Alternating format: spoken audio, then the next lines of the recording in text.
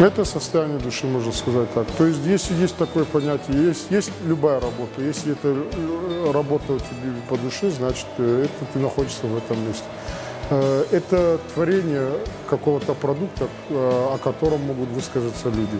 Значит, если ты его приготовил правильно, и оно добротное, как говорят про пиво, не хорошее, а добротное. Если оно добротное, значит, ты поработал на совести, и это нравится людям.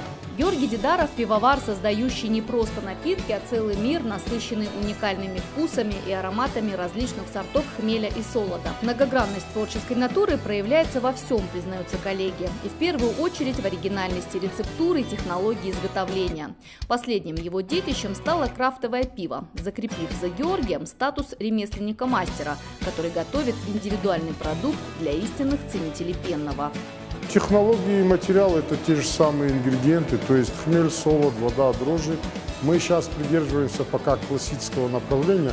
Есть пивные напитки там, с добавлением разных вкусов и ароматов, там, сокосодержащих, там, вишни, винограда, бананы, шоколада и все остальное. Мы пока работаем и разрабатываем тематику только классического направления. То есть явно выраженный аромат хмеля, солодовый вкус, ну и все остальное. Для крафтового пива можно использовать целую композицию сортов солода. Пивовар Дидаров экспериментирует с сочетанием ингредиентов, выводит свои вкусы. Где-то получается с небольшой горчинкой, а иногда в хмельном напитке ярко выражены терпкие нотки. Пивовара есть свои индивидуальности, конечно, какое-то направление, что-то, что напоминает.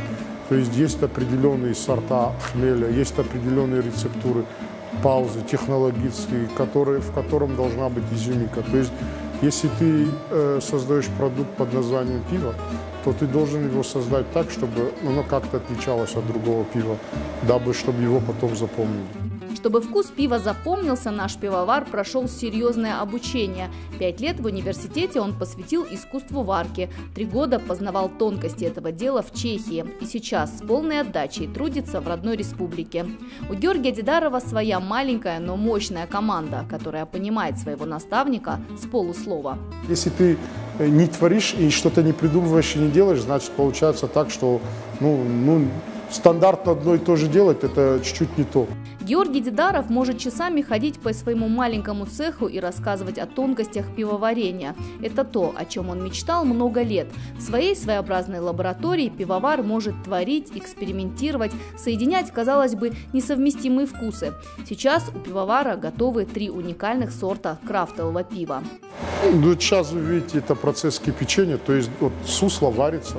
И по определенному количеству времени, после того, как он поварился, необходимо добавить хмель, о чем я говорил. Это специальный сорт хмеля, который нам привезли с Австралии. Оно пользуется сильно спросом.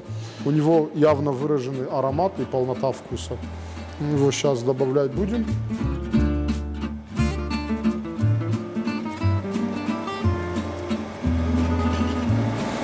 Сейчас сами можете ощутить приятный аромат хмеля, который будет идти. Мастер Георгий Дидаров практически не живет без своего дела. Навыки пивоварения пользуются популярностью среди его сельчан из Хумалага. В празднике наш пивовар с радостью откликается на приглашение и помогает своим соседям сотворить хмельной напиток и вознести молитвы ко Всевышнему.